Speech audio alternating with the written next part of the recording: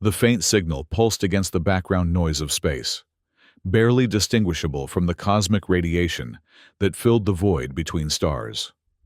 Lieutenant Mark Torres rubbed his tired eyes, adjusting the gain on the deep space communications array.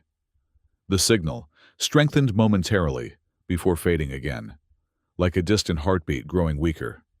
"Commander Rodriguez, I think you should see this," Torres called out, his voice carrying across the quiet monitoring station. Commander Janet Rodriguez crossed the polished floor of Luna Station's communications hub, her footsteps echoing in the cavernous room. The Earth hung in the viewport behind her, a blue jewel against the blackness of space. "What have you got, Lieutenant?" she asked, leaning over Torres's shoulder to peer at the display.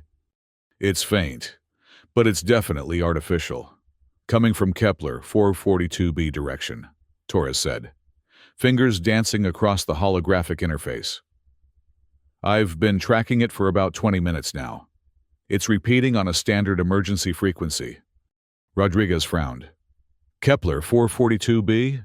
That's one of our extreme frontier mining operations, isn't it?" "Yes, ma'am. Heavy metals extraction, titanium, platinum group metals, and some rare earths. About 60 personnel, if I remember correctly." Torres tapped a command, and the signal amplified through the station's speakers, crackling with static. "The colony under attack. Kepler 442b mining station. Requesting immediate assistance. Heavy casualties. Unknown hostiles." The message repeated, broken by bursts of static and the vast distance it had traveled. "How old is this message?" Rodriguez asked, her expression grave. Torres consulted his display. "Based on light speed limitations, approximately 4 months, Commander." Rodriguez straightened, her face hardening into a mask of determination. "Alert Fleet Command immediately. I want all available information on Kepler 442b and its current status. And get me a direct line to Captain Robert Kane on the Defender." "Yes, ma'am," Torres replied, already sending the alert through Luna Station's communication systems.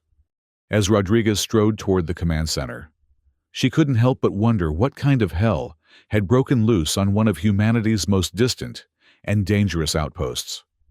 Kepler 442b wasn't just any colony world. It was classified as a death world by galactic standards. Twice Earth's gravity, corrosive atmosphere, and temperature swings that could melt lead or freeze nitrogen within the same local year. Only humans would attempt to colonize such a place. Only humans would send their best and brightest to extract wealth from a planet that seemed designed to kill them.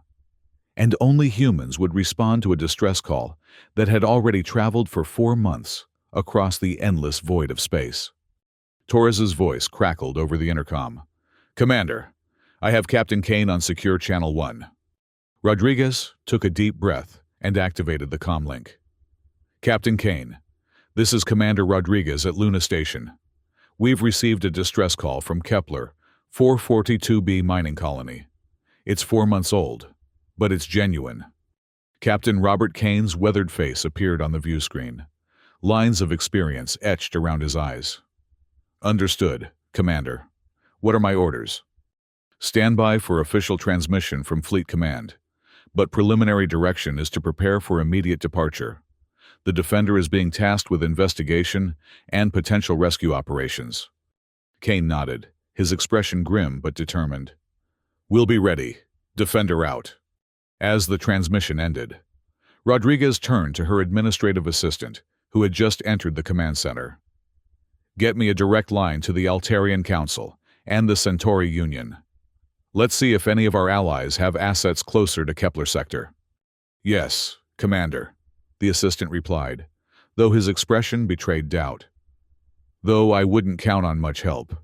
You know how they feel about Deathworld operations." Rodriguez's lips thinned into a hard line. "I know exactly how they feel. But an SOS to Earth is never answered lightly, no matter the cost."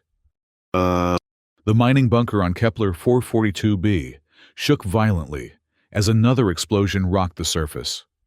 Dust and small fragments of rock rained down from the reinforced ceiling, coating the exhausted defenders in a fine gray powder. Dave Johnson wiped the grime from his safety goggles and checked the charge on his industrial plasma cutter, now repurposed as a makeshift weapon. The tool had been designed to slice through the planet's dense metallic ores, but it worked just as well against the semi-corporeal forms of the creatures they'd taken to calling wraiths. "How's the barricade holding, Pete?" Dave called out to his fellow miner, who was reinforcing the entrance to their emergency shelter with anything they could find: mining equipment, storage containers, even the remains of their processing machinery. Pete Rodriguez, a stocky man with a perpetual scowl, grunted as he welded another plate of scrap metal to their hastily constructed defenses. "It'll hold for now, but not if they bring in those phase shifters again. We need something that can disrupt their molecular cohesion." Dave nodded grimly. They'd discovered purely by accident that the high-voltage current from their mining equipment could temporarily disrupt the Wraith's ability to phase through solid matter, forcing them to remain tangible and vulnerable. "Tom, how are we doing on power reserves?" Dave asked, turning to the young electrical engineer who was monitoring their emergency generators. Tom Miller looked up from his portable terminal, his face streaked with dirt and blood from a gash on his forehead. 43% and dropping. We've got maybe 8 hours before we're running on emergency backup only. After that..." He didn't need to finish the sentence. After that, their makeshift electric fence would fail, their lights would go out, and the wraiths would phase through their barricades like they weren't even there. "What about the communication array? Any response to our SOS?" Dave asked, though he already knew the answer. They'd been sending the distress signal for almost 2 weeks of local time, which translated to about 347 hours of ship time, according to their chronometers. Tom shook his head. "Nothing yet. But even if someone picked it up, the nearest Earth fleet is at least 4 days away at maximum burn." "If they're coming at all," muttered Pete, not looking up from his welding. "They'll come," Dave said firmly, trying to project a confidence he didn't entirely feel. "Earth doesn't abandon its people." A soft voice spoke up from the corner of the bunker. "Your species' determination is admirable, if somewhat irrational from a cost-benefit perspective." Dave turned to see Vel, one of the Alaran engineers who had been working with the human mining team. The tall, blue-skinned alien had 3 pairs of eyes that blinked in sequential patterns, a sign of deep thought among his species. "What do you mean, irrational?" Dave asked, though he knew where this was going. They'd had this conversation before. Vel's upper eyes blinked rapidly. The resources required to mount a rescue operation across such distances would far exceed the economic value of this mining operation, not to mention the value of our lives by any standard calculation. "That's where you're wrong," Dave replied, checking the seals on his environmental suit. The corrosive atmosphere of Kepler 442b would eat through unprotected human flesh in minutes. For humans, there is no calculation, and SOS means someone comes. Always. Vel made a chirping sound that passed for skepticism among the Alarans. "The Altarian Council would never authorize such an expedition. The risk-reward ratio is simply unacceptable." "Well, it's a good thing we sent our SOS to Earth, then," Dave said with a grim smile. "Because humans are terrible at math when our people are in danger." Another explosion rocked the bunker, closer this time. The lights flickered ominously. "They're testing the perimeter again," Tom called out, checking the external sensors. "I'm picking up at least 30 Wraith signatures converging on the east entrance." Dave shouldered his plasma cutter and motioned to 2 other miners who had been resting against the far wall. "Kelly, Zhang, you're with me. Pete, keep working on those barricades. Vel, see if you can boost the power to the electrical field." As Dave led his small team toward the eastern section of their shelter, he couldn't help but wonder if his confidence in Earth's response was misplaced. They were literally worlds away from home, on a planet that most species considered uninhabitable. But deep in his gut, Dave believed what he'd told Vel.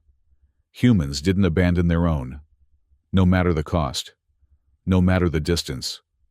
It was what made them different from the other spacefaring races, what had earned them their reputation as the stubborn Deathworlders of the galaxy. He just hoped that reputation would prove true once again. And soon, they couldn't hold out much longer. Captain Robert Kane stood on the bridge of the UES Defender, watching as his crew prepared for what might be their most challenging mission yet. The massive warship, nearly a kilometer in length, hummed with activity as navigation plotted their course to the Kepler system and engineering pushed the antimatter drives to their limits. "Status report," Kane demanded, his voice calm but carrying the unmistakable edge of command. Commander Lisa Park, his executive officer, stepped forward with a holographic display. "All systems nominal, Captain. Engineering reports the drives are prepped for sustained maximum burn. We'll reach Kepler 442b in approximately 4 days. Ship time." "Weapon status?" "All railgun batteries charged and ready. Point defense lasers at full capacity. Marine complement standing by. Though I must note that the heavy gravity on Kepler 442b will necessitate the use of powered exoskeletons for any ground operations." Kane nodded, his eyes still fixed on the main view screen as stars streaked by, distorted by the ship's faster-than-light bubble. "And the colony? Any further communication?" "Nothing since the initial SOS, sir," Park replied, her expression grim. "The message is now approximately 4 months and 2 weeks old. We have to assume the situation has evolved since then." "Evolved," Kane repeated, the word tasting bitter in his mouth. A polite way of saying the colonists might already be dead. "What about our allies? Any response from the Altarian Council or the Centauri Union?" Park's lips thinned into a hard line. "The Altarians expressed their regrets that they have no assets in that sector. The Centauri Union offered technical consultation, but declined to commit any ships." "Of course they did," Kane muttered. "Why risk their own people when Earth's Deathworlders will do it for them?" "Sir," Park hesitated, then continued. "Fleet Command did flag this mission as discretionary. If you feel the risk is unwarranted—" "Discretionary?" Kane's voice was quiet but sharp. "Tell me, Commander, what part of colony under attack sounds discretionary to you?" "None, sir," Park replied immediately. "I was merely relaying the official designation." Kane sighed, some of the tension leaving his shoulders. "I know, Lisa. I know. But I want to be clear. There's nothing discretionary about this mission. Our people called for help. We're answering. End of discussion." "Yes, sir," Park said, a new respect evident in her voice. Major Tom Wilson, commander of the Defender's Marine contingent, approached and saluted crisply. "Captain, my teams are prepping for extreme environment combat. We've modified the drop pods for Kepler's atmospheric conditions and increased the structural reinforcement to handle the gravity." "Good work, Major," Kane nodded. "What's your assessment of potential hostile forces?" Wilson activated his tactical display. "Based on the fragmentary information from the SOS, we're dealing with an unknown species the colonists referred to as wraiths. The message mentioned phase-shifting capabilities, suggesting they can move through solid matter. If that's accurate, conventional defenses would be largely ineffective. Recommendations? We're adapting our weapons with high-voltage electrical field generators.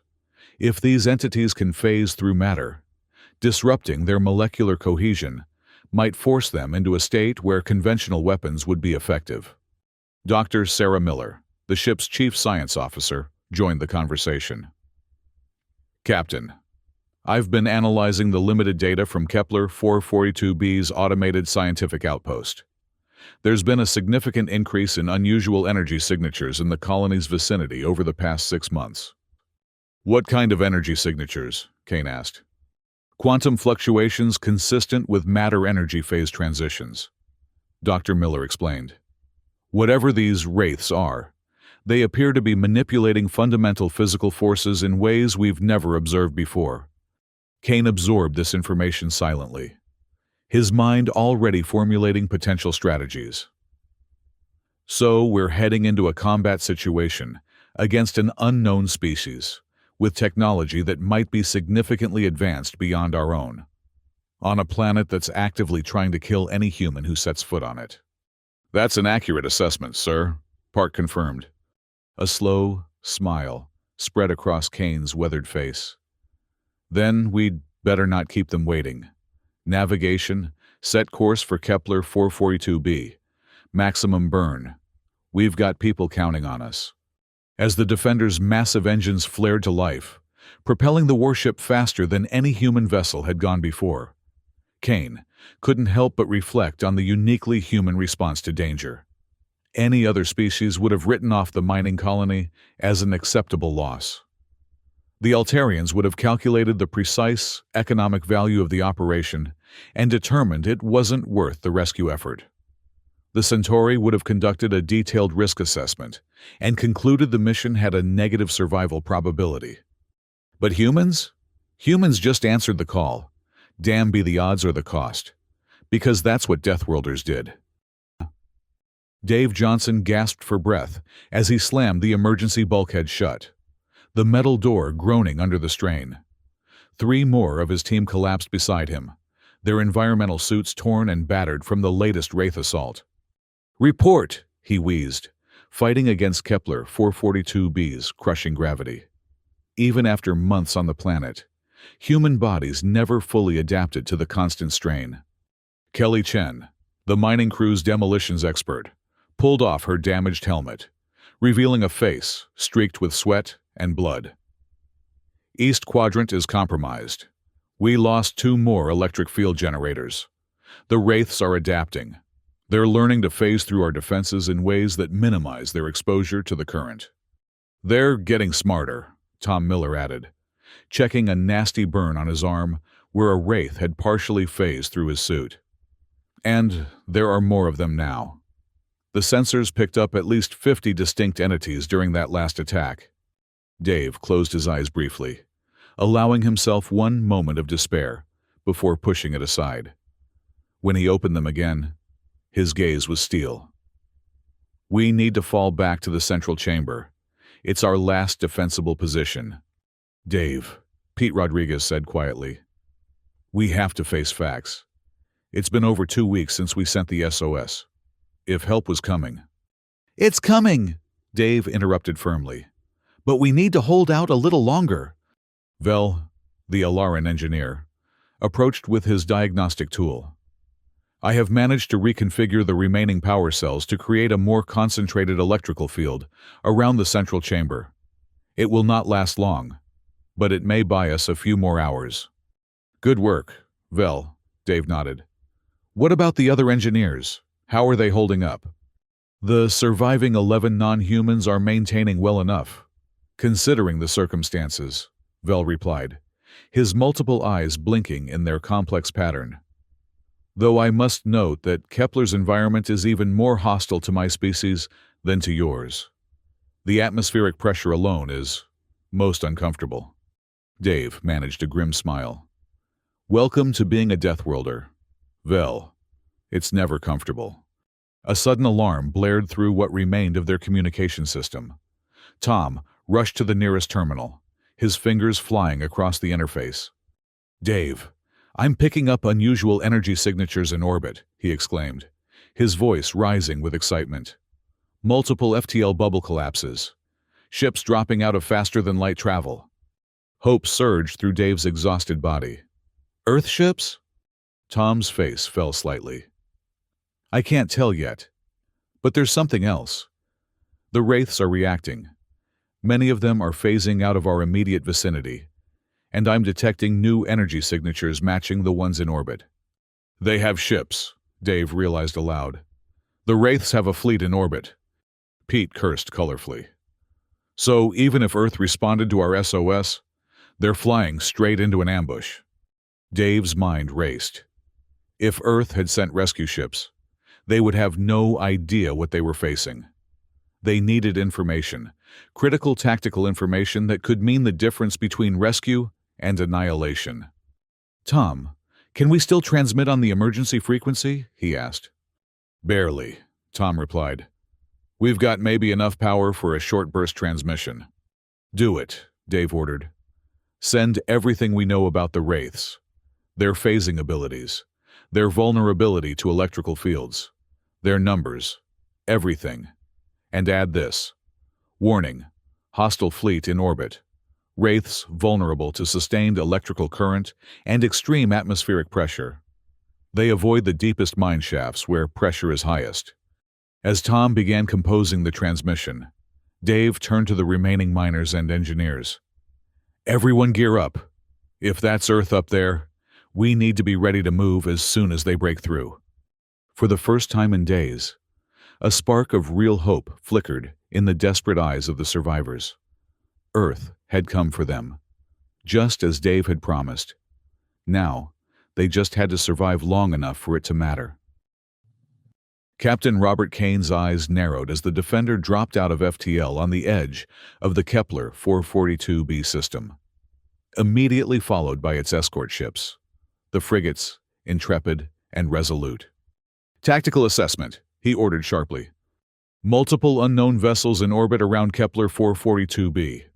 "Captain," Commander Park reported, her voice tight with tension. 15. "No. 17 ships of varying configurations.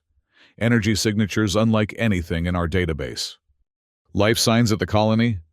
Dr. Miller studied her sensors intently. "Faint but present. I'm detecting approximately 30 to 40 human life signs, clustered in what appears to be the central mining complex. There are also some non-human signatures, likely the alien engineers mentioned in the colony's personnel roster.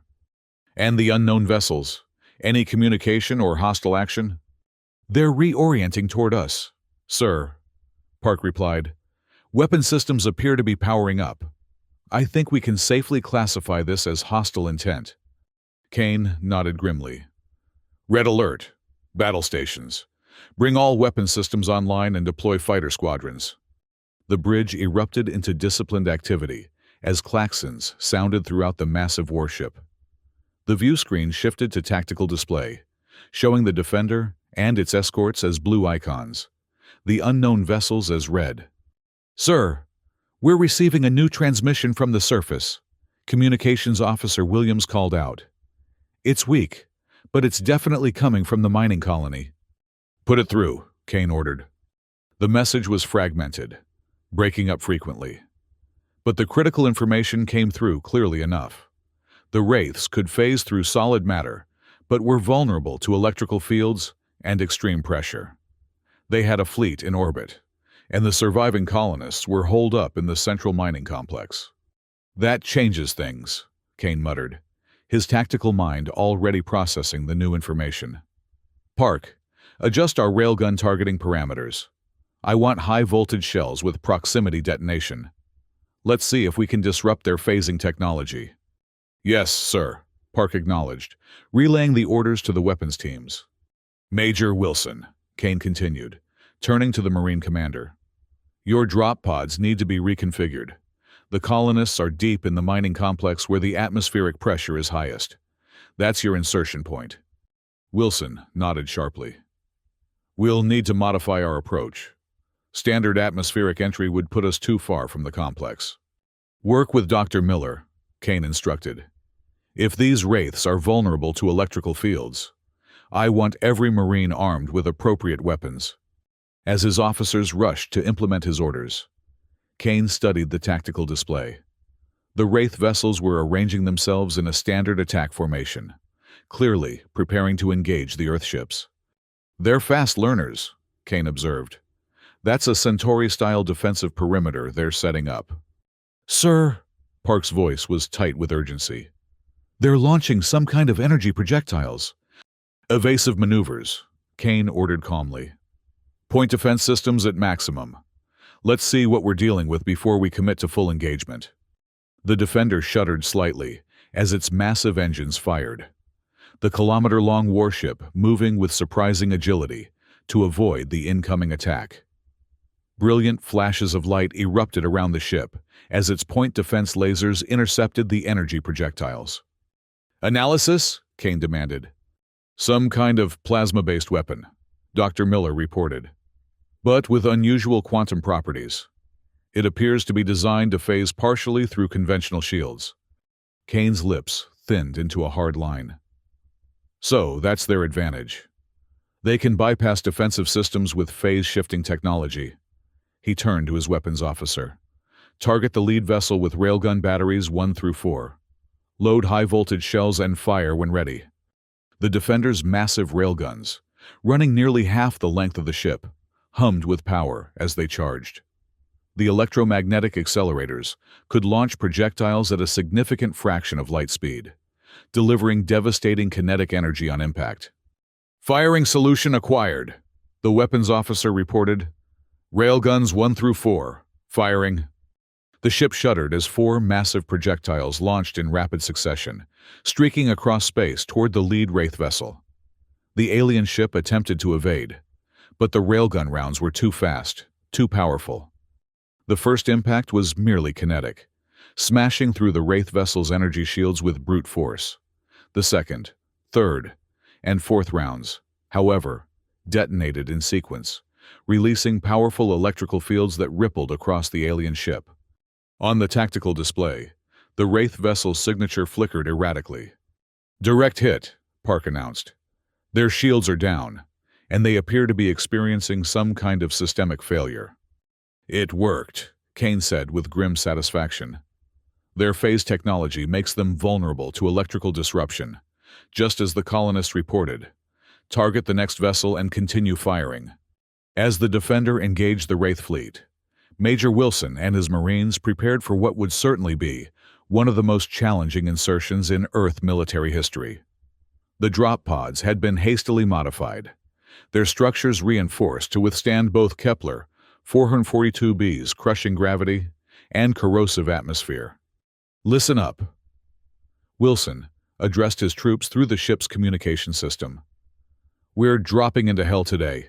Twice Earth's gravity, air that will melt your lungs if your suit fails, and temperatures that swing between extremes that would make Antarctica look like a beach resort."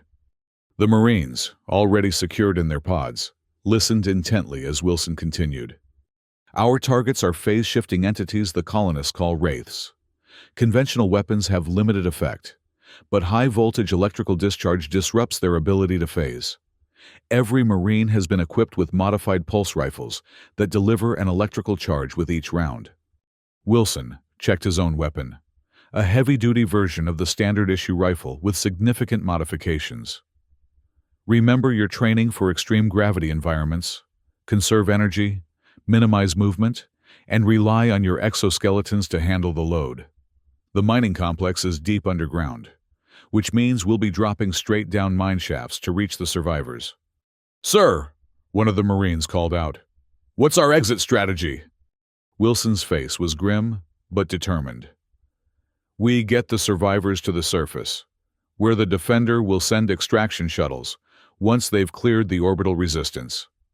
Make no mistake, this is a high-risk operation with minimal margin for error. But there are Earth citizens down there counting on us." He paused, looking at each of his soldiers. "This is what we train for. This is why Earth Marines are feared and respected across the galaxy. We go where others can't. We fight what others won't. And we bring our people home." The Marines responded with a chorus of affirmation, their determination palpable, even through the communication system. "Pods secured," Wilson reported to the bridge. "Ready for deployment on your mark, Captain." On the bridge, Kane acknowledged the report while continuing to direct the space battle. The Defender and its escorts had managed to disable 3 Wraith vessels, but the remaining fleet was adapting quickly, adjusting their tactics to counter the Earthship's advantages. "They're coordinating their attacks more effectively now," Park noted, as another volley of phase-shifting energy projectiles streaked toward them. "Point defense effectiveness is dropping." The ship shook violently as one of the projectiles partially phased through their shields, detonating against the hull. Damage report, Kane demanded. Minor hull breach on Deck 12, came the immediate response. Automated systems are sealing it now. No casualties. Kane studied the tactical display, watching the movement patterns of the Wraith vessels. They're trying to surround us, force us to divide our fire. He made a quick decision. Order the Intrepid and Resolute to break formation and engage the flanking vessels. We'll concentrate on creating an opening directly above the mining complex. As the frigates peeled away to engage the enemy, Kane opened a channel to Wilson. Major, we're going to create a window for your insertion. Be ready to deploy on my mark. Ready, Captain. Wilson's voice came back, steady and confident. Kane turned to his weapons officer. Target railguns 5 through 12 on these coordinates. I want a clear path straight to the planet's surface. The officer acknowledged the order, and moments later, the Defender unleashed a devastating barrage that tore through the Wraith formation, creating a temporary gap in their defensive perimeter. Now, Major, Kane ordered, deploy drop pods. In the Defender's launch bay, 60 armored pods ejected simultaneously, each containing a fully equipped Marine.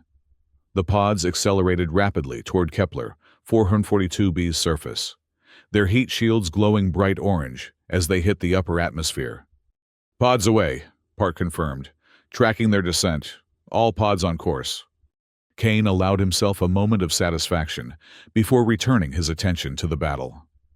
The Wraith vessels were regrouping, attempting to close the gap he'd created. Keep that corridor open, he ordered. I want continuous fire along these vectors. Those Marines need a clear extraction route once they've secured the survivors.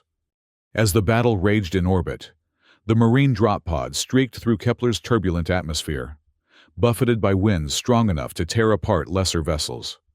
Inside his pod, Major Wilson watched the external temperature readings climb to levels that would vaporize unprotected metal. The reinforced shields held, but barely. All units, adjust descent trajectories, Wilson ordered through the tactical network. We're aiming for the main mineshaft entrance. Follow your nav points exactly. We don't get second chances in this gravity well. The Marines acknowledged, making minute corrections to their pod's guidance systems. As they broke through the lower atmosphere, the true hostility of Kepler 442b became apparent. The landscape below was a hellish panorama of jagged mountains, violently active volcanoes, and plains of what appeared to be metallic glass formed by extreme pressure and temperature. Target in sight, Wilson announced as the massive mining complex came into view, a fortress-like structure built into the side of a mountain, designed to withstand the planet's brutal environment. Adjust final approach for vertical insertion through the main shaft. The pods realigned, their descent now nearly perpendicular to the surface. Wilson could see signs of battle around the complex, blackened sections of the exterior, destroyed equipment, and what appeared to be numerous entities swarming around the main entrance. Wraiths confirmed at the target site. He reported to both his team and the Defender. Commencing final approach, weapons hot. The pods plummeted toward the gaping entrance of the main mineshaft, threading the narrow opening with precision that would have been impossible without computer assistance. As they entered the shaft, the external cameras showed glimpses of the Wraiths, semi-transparent, shifting forms that seemed to flicker between solid and energy states. Deploying countermeasures, Wilson ordered, and each pod released a burst of high-voltage electrical energy that rippled through the shaft. The Wraiths in their path convulsed, their phasing ability temporarily disrupted. The pods continued their controlled fall, descending deeper into the planet's crust, where the pressure grew even more intense. Wilson's pod shuddered under the strain, warning lights flashing across his control panel. Structural integrity at 70% and dropping, his pod's AI informed him. Recommend immediate deceleration. Acknowledged, Wilson replied, activating the pod's braking thrusters. The deceleration forces pressed him hard against his restraints. Even with the pod's inertial dampeners working at maximum capacity, around him, The other pods were similarly decelerating, their formation tightening as they approached the bottom of the shaft. Wilson's sensors indicated they were nearly 2 kilometers below the surface now, approaching the central mining complex where the survivors had taken refuge. "All units, prepare for immediate deployment," Wilson ordered. "Remember, we're fighting in double Earth gravity. Let your exoskeletons do the work, and keep your movements economical." The pods reached their final approach, their sensors detecting a reinforced chamber ahead, the central hub of the mining operation. Wilson could see signs of makeshift barricades and electrical field generators that the colonists had rigged to keep the wraiths at bay. "Final approach," Wilson announced. "Deploying in 3, 2, 1, mark." The pod's outer shells blew away in controlled detonations, and 60 fully armored Marines dropped the final few meters to the chamber floor, their exoskeletons absorbing the impact.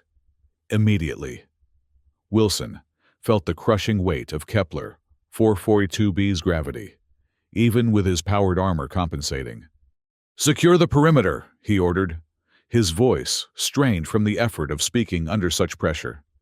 "Teams Alpha and Bravo, establish defensive positions. Team Charlie, locate the survivors." The Marines moved with practiced efficiency, though Wilson could see they were all struggling against the planet's relentless pull. Their modified pulse rifles hummed with electrical energy, ready to disrupt any wraith that phased through the chamber walls. "Contact front," one of his sergeants called out as several wraiths began to materialize through the far wall of the chamber. The Marines opened fire immediately, their electrically charged rounds causing the phase-shifting entities to solidify partially, becoming vulnerable to the kinetic impact that followed. "They're adapting," another Marine shouted, "changing their phase frequency." Wilson activated his armor's enhanced electrical field. "All units, cycle your weapon frequencies according to Protocol Delta. Don't let them adjust." As the Marines engaged the wraiths, Team Charlie located the survivors' bunker, a heavily reinforced chamber with makeshift electrical barriers surrounding it. "Major, we found them," the team leader reported. "Approximately 30 civilians plus some non-human personnel. They've barricaded themselves behind some serious electrical fields." "Make contact," Wilson ordered, moving to join the team while continuing to direct the battle against the wraiths. When he reached the barricade, Wilson saw a group of haggard, exhausted miners peering out suspiciously through a small viewport in their makeshift fortress. "This is Major Tom Wilson, Earth Marine Corps," he announced over his external speakers. "We're responding to your SOS. We've come to get you out." The viewport slid open wider, and a filthy, bearded face appeared, a man whose eyes showed equal parts exhaustion and disbelief. "Earth actually came," the man said, his voice rough from breathing Kepler's filtered air for too long. "I'm Dave Johnson, mining foreman. We've been holding out for weeks, but we didn't know if—" "An SOS to Earth is never answered lightly, Mr. Johnson," Wilson replied firmly. "Now, let's get your people ready for evac. The Defender is creating an extraction corridor as we speak, but we need to move fast." Dave nodded, turning to shout orders to his people. As the barricade began to open, Wilson could see the toll that the siege had taken on the survivors. They were gaunt, injured, and moving with the deliberate care of people who had been fighting in crushing gravity for far too long. "We have 31 miners still alive," Dave reported, "and 11 alien engineers from various species. Some of them won't be able to move well in this gravity, even with assistance." Wilson nodded, already formulating a plan. "We brought exoskeleton harnesses for the civilians. The non-humans might be a challenge, but we'll adapt." He turned to his communications specialist. "Relay to the Defender. 42 survivors confirmed. Preparing for extraction. Request shuttle modifications for non-human physiology." As the Marines began distributing the spare exoskeletons to the miners, the battle with the wraiths intensified. The entities seemed to be growing more numerous, phasing through walls, floor, and ceiling in increasing numbers. "They know we're making a move," Wilson observed grimly. All units, prepare for fighting withdrawal. We need to get these people to the surface. Dave Johnson strapped himself into one of the exoskeletons with practiced ease, immediately standing straighter as the powered suit took on the burden of Kepler's gravity. "These wraiths," he said to Wilson. "They've been hunting us since they first appeared 2 months ago. They seem to harvest people somehow. We've seen them phase directly into environmental suits, extracting the wearer without breaking the seals." Wilson's expression hardened behind his helmet visor. "Well, they're about to learn why humans from Earth have a reputation as the galaxy's Deathworlders. We're getting every one of you out of here." He activated his tactical display, showing the planned extraction route.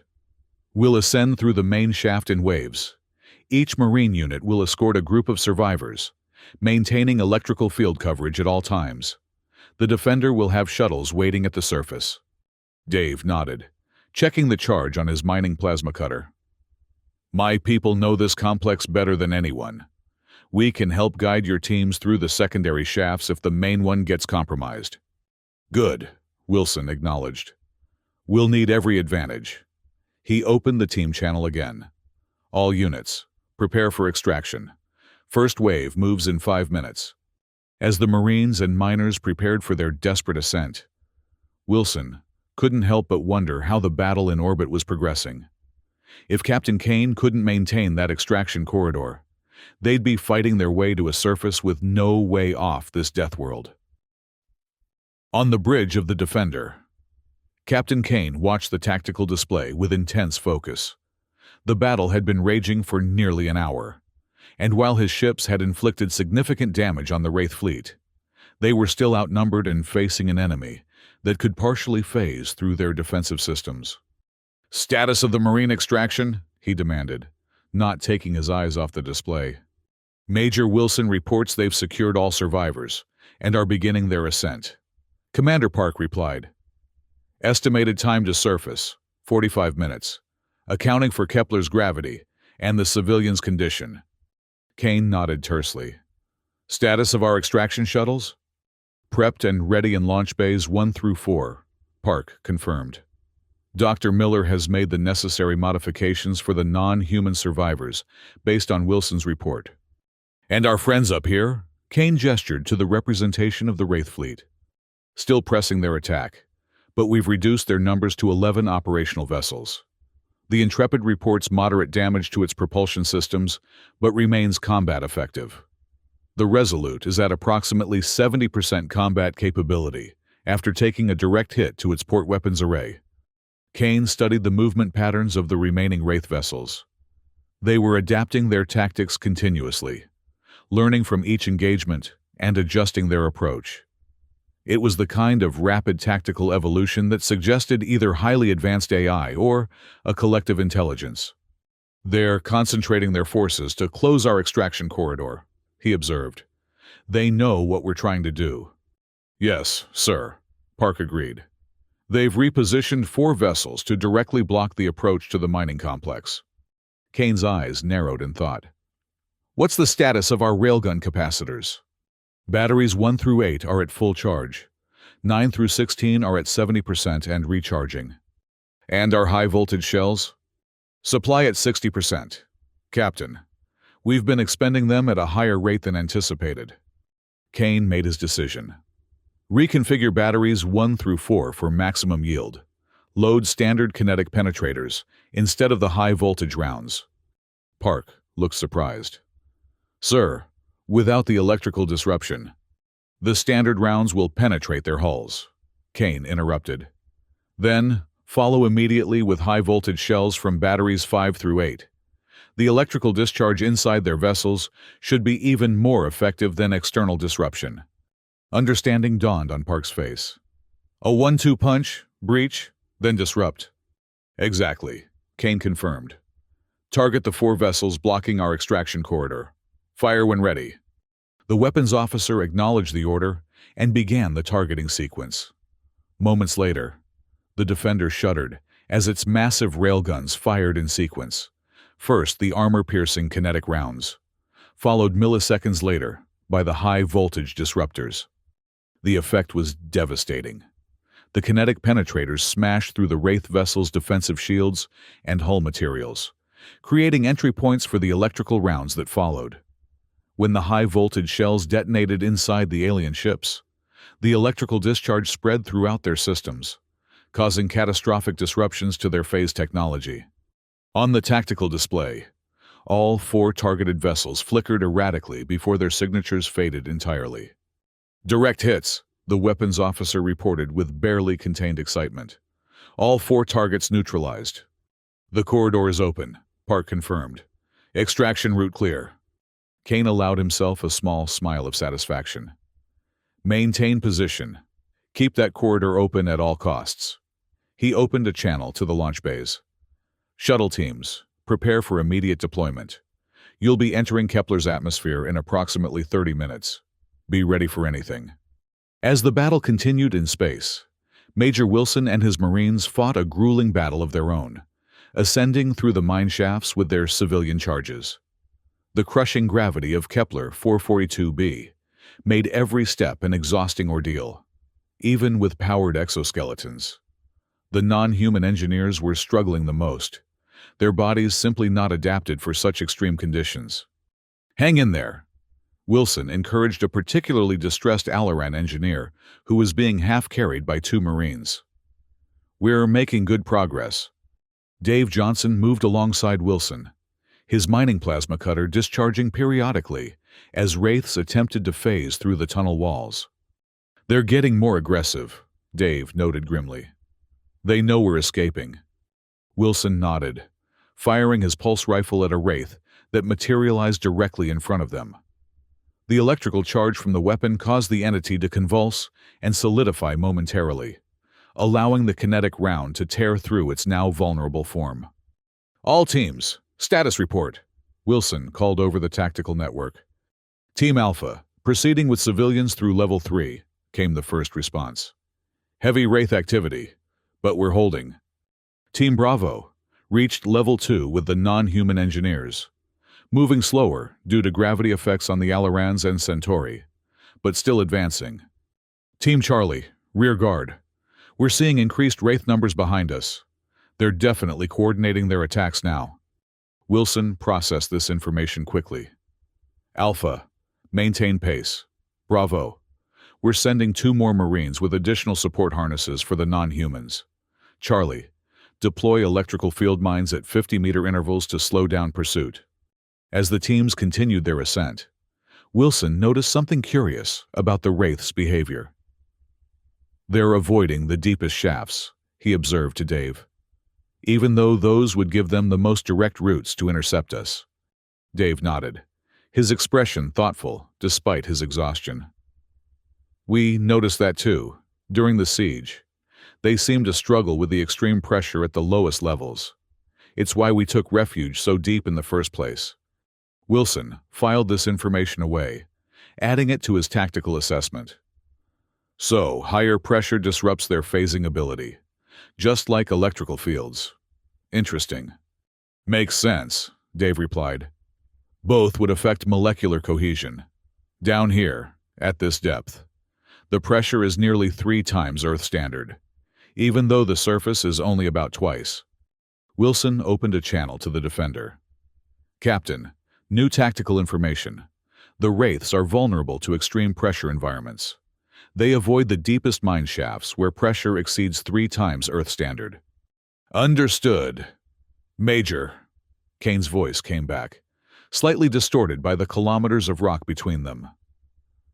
"That confirms what we're seeing up here. Their ships are maintaining higher orbits than would be optimal for their attack patterns. They're avoiding the strongest gravitational effects." "We're proceeding with extraction," Wilson reported. "First teams should reach the surface in approximately 20 minutes. "The corridor is clear," Kane confirmed. "Shuttles are launching now. They'll be waiting for you." As Wilson closed the channel, a massive tremor shook the mineshaft, sending cascades of rock dust raining down on them. "What was that?" he demanded, steadying himself against the wall. Dave's eyes widened in alarm. "Seismic activity. Kepler's tectonically unstable at the best of times, but that felt targeted." Another tremor, stronger than the first, rattled through the shaft. Cracks began to appear in the reinforced walls. "They're trying to collapse the shafts on us," Wilson realized. "All teams, increase pace. Move, move, move!" The Marines and miners picked up their speed, fighting against both gravity and the increasingly unstable tunnels. The non-human engineers were now being carried entirely by Marines in heavy exoskeletons, their alien physiology simply unable to cope with the combined stresses. "Team Alpha has reached the main shaft," came a report over the tactical net. "Beginning final ascent to the surface. Wraith activity increasing significantly. Team Bravo, 50 meters behind Alpha. Non-human civilians still secure but struggling. Team Charlie, holding the rear. Multiple tunnel collapses behind us. Primary route compromised." Wilson made a quick decision. "Charlie, take the secondary shaft through the eastern quadrant. It's a longer route but should be more stable. We'll rendezvous at the surface." As Wilson's group approached the junction with the main shaft, another violent tremor shook the tunnel. A section of ceiling collapsed ahead of them, blocking their path. "Alternate route," Wilson ordered immediately. "Dave, options?" Dave studied their position on his mining HUD. "Maintenance shaft, 30 meters back. It'll be tight with the exoskeletons, but it connects to the main shaft about 100 meters up." "Lead the way," Wilson directed, then addressed his team. "Change of plans. Follow Johnson through the maintenance shaft. Martinez, Singh, cover our rear." As they backtracked to the maintenance access, Wilson could hear the sounds of combat echoing through the tunnels, the distinctive whine of pulse rifles, and the strange, ethereal screeching of the wraiths when electrical fields disrupted their phasing.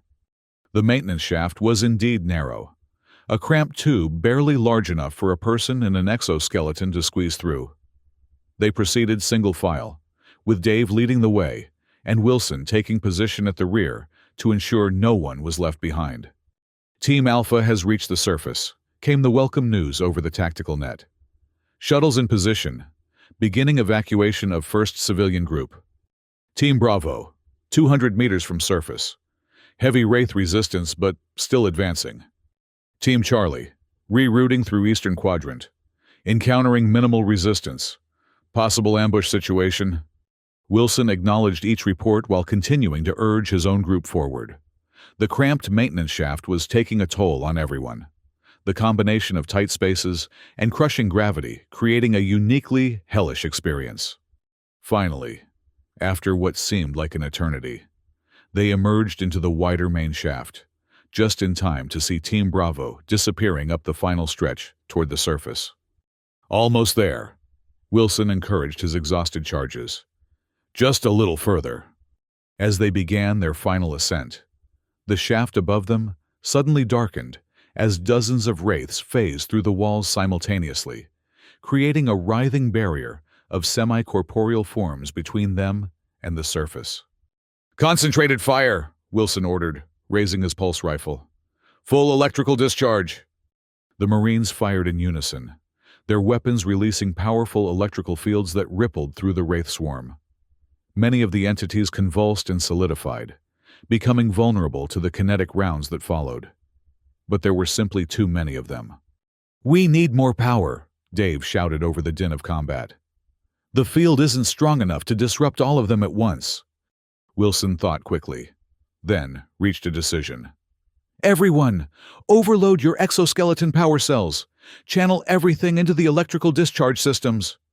It was a desperate move, sacrificing their powered armor's functionality for one massive electrical pulse. Without the exoskeletons operating at full capacity, they would all be at the mercy of Kepler's crushing gravity. "On my mark," Wilson called out. 3, 2, 1, now!" Every Marine and miner in the group simultaneously overrode their exoskeleton safety protocols, channeling the full power of their energy cells into their weapons and armor electrical fields. The resulting discharge was blinding, a wave of blue-white energy that surged upward through the shaft, engulfing the wraith swarm in a storm of disrupting current. The entities screeched in alien agony as their phasing abilities failed catastrophically, forcing them into solid forms that could no longer pass through matter. Dozens fell, now vulnerable to conventional weapons, while others fled, phasing back through the walls to escape the electrical maelstrom. "Move!" Wilson ordered, fighting against the suddenly dead weight of his depowered exoskeleton. "While they're disrupted." The group staggered forward, their movements labored and painful under Kepler's full gravity. But the path was clear, and above them, Wilson could see the welcome sight of daylight, the hellish, radiation-soaked daylight of Kepler 442b. But daylight, nonetheless. "Team Charlie has reached the surface," the tactical net reported. "All civilians secure. Final shuttle loading now." Wilson pushed his team harder, knowing they were the last group still below ground. "Almost there! I can see the surface!" As they approached the final stretch, Wilson's tactical display suddenly lit up with warnings. The Wraiths were regrouping, dozens of them converging on the shaft entrance from all directions. "They're making one final push to stop us," he warned. "Prepare for contact." But before the Wraiths could reach them, the shaft above erupted with weapons fire. Team Alpha had returned to the entrance, forming a defensive perimeter around the exit. "We've got you covered, Major!" Sergeant Mike Stone's voice came over the tactical net. "Just a few more meters!" With the last of their strength, Wilson's team climbed the final section of the shaft, emerging onto the brutal surface of Kepler 442b. The sky above them was a toxic swirl of corrosive gases, and the landscape around the mining complex was a hellscape of jagged metal formations and volcanic activity. But most beautiful of all was the sight of 3 Earth shuttles, their engines glowing hot as they hovered just above the ground. Marines and civilians already loaded on 2 of them, the third waiting for Wilson's final group. "Get aboard," Wilson ordered, helping his exhausted team members toward the waiting shuttle. "Move." Dave Johnson paused at the entrance to the shuttle, looking back at the mining complex that had been his home and nearly his tomb for the past year. "We'll be back," he said quietly. "Once we rebuild, we'll come back. Kepler hasn't beaten us yet." Wilson placed a hand on the miner's shoulder. "That's the Deathworlder spirit. But for now, let's get you home." As the final shuttle lifted off from Kepler 442b's tortured surface, Wilson looked out the viewport to see the Wraiths emerging from the mining complex in vast numbers, their semi-corporeal forms writhing in apparent fury at their escaped prey. "All civilians secured," Wilson reported to the Defender. "Final shuttle lifting off now." "Well done, Major," Captain Kane's voice replied. "Return to the Defender immediately. We've cleared most of the Wraith fleet, but we're still facing resistance." The shuttles accelerated upward through Kepler's turbulent atmosphere, their reinforced hulls shuddering under the strain. Through the viewport, Wilson could see flashes of light in orbit, the continuing battle between the Defender and the remaining Wraith vessels. "There she is," Dave said with awe as the Defender came into view. A kilometer-long behemoth of human engineering, its railgun batteries still firing periodically at distant targets. The shuttles approached the massive warship's landing bays, guided in by automated systems. As they touched down, medical teams were already waiting to receive the injured civilians and exhausted Marines. "Get these people to medical immediately," Wilson ordered as his team disembarked. "Priority to the non-human engineers. Their physiologies are most compromised by Kepler's environment." As the medical teams rushed the survivors to treatment, Wilson made his way to the bridge, still wearing his depowered exoskeleton. Every step was a struggle after hours in Kepler's gravity, but he needed to report directly to the captain. When he arrived on the bridge, Captain Kane was still directing the final stages of the battle, his weathered face set in lines of concentration. "Major Wilson," Kane acknowledged without taking his eyes off the tactical display. "Excellent work down there." "Thank you, sir," Wilson replied, his voice hoarse from exertion. "All survivors recovered, 31 human miners and 11 non-human engineers." As reported. Kane nodded, finally turning to face the Marine commander. Any casualties among your teams? 4 Marines wounded, none critically. The exoskeletons performed better than expected in Kepler's gravity. And our friends, Kane gestured to the tactical display, where the remaining Wraith vessels were retreating from the battle. They're vulnerable to extreme pressure and electrical fields, Wilson confirmed. Both disrupt their ability to phase through matter. The miners had figured that out and used it to hold out in the deepest sections of the complex where the pressure was highest. Consistent with what we observed in orbit, Kane agreed. Their ships maintained higher orbits than would be tactically optimal, avoiding the strongest gravitational effects, and our high-voltage shells were devastatingly effective. Commander Park approached, offering a data tablet to the captain.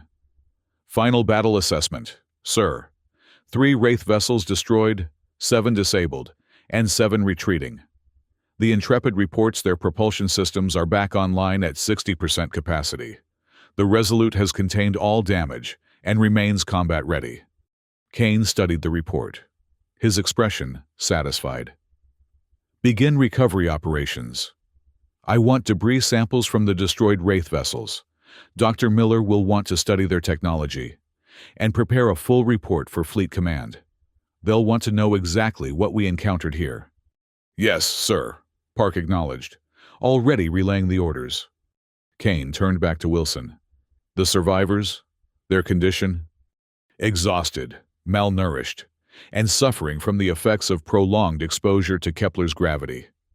But they'll recover. The non-humans are in worse shape. Their physiologies simply aren't adapted for Deathworld conditions. Make sure they receive the best care we can provide, Kane instructed. And have Dr. Miller consult with the Alaran medical database for treatment protocols. As the immediate crisis subsided, Kane allowed himself to relax slightly, studying the view screen that now showed Kepler 442b, a swirling mass of toxic clouds and violently active tectonics. Hell of a place to try to make a living, he remarked. The mining foreman, Dave Johnson, already talked about coming back, Wilson said with a hint of admiration. Said they'd rebuild once the Wraith situation was resolved. Kane chuckled. Of course he did. Deathworlders, through and through. He shook his head. 4 months. That distress call traveled. 4 months across the void. And we still came. Any other species would have written them off as an acceptable loss. An SOS to Earth is never answered lightly, Wilson quoted. The phrase that had become something of an unofficial motto among Earth's far-flung colonies and outposts. No, Kane agreed, his eyes still fixed on the death world below them. It never is.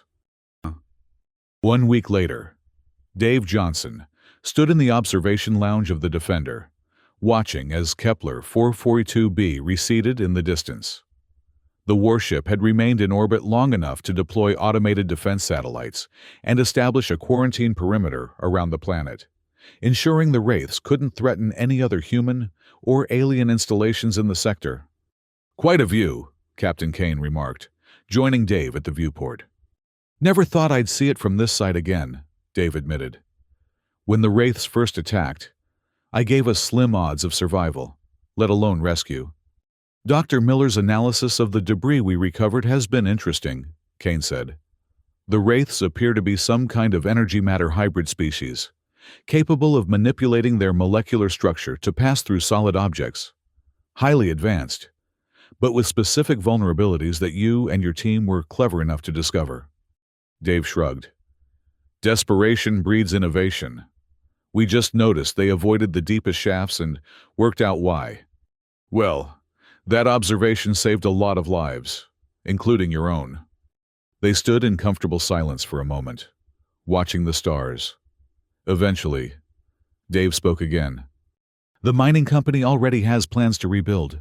You know, Kepler's mineral resources are too valuable to abandon. But next time, we'll be better prepared. Kane raised an eyebrow. You're going back? As soon as they'll let me, Dave confirmed without hesitation. It's what we do. It's who we are. Deathworlders, Kane said with a nod of understanding. The Alaran engineer, Vel, couldn't understand it, Dave continued. He kept calculating the cost-benefit ratio and insisting no rational species would mount a rescue operation across such distances for so few lives. What did you tell him? Dave smiled. I told him that when it comes to saving our own, humans are terrible at math. Kane laughed, a genuine sound of amusement. I hope he's taking notes. The galaxy could learn a thing or two from humanity's stubborn refusal to abandon our people. That's what I told the survivors, Dave said, his expression growing more serious. When they started losing hope, I kept reminding them, an SOS to Earth is never answered lightly. Someone will come. And someone did, Kane confirmed. Someone always will, Dave added with absolute certainty. That's the promise we make to each other, every time we step onto a death world like Kepler. No matter how far we go, no matter how hostile the environment, Earth will answer the call. As the Defender accelerated to faster-than-light speed, leaving the Kepler system behind, Dave knew that promise would be kept again and again, wherever humans ventured among the stars, because that was what defined humanity in the vast, often indifferent cosmos, not just their ability to survive on worlds that would kill other species, but their unflinching commitment to each other. Deathworlders to the core, and proud of it.